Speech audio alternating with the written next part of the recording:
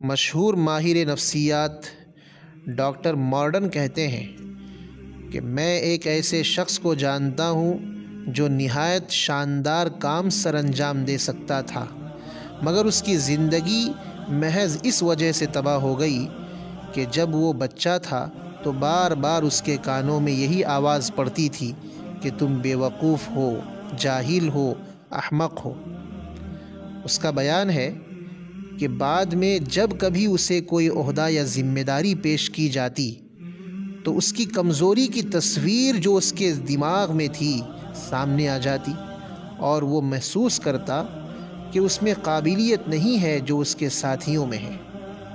اس طرح میدان عمل میں وہ کبھی جواں مرد بن کر سامنے نہیں آیا۔ حقیقت یہ ہے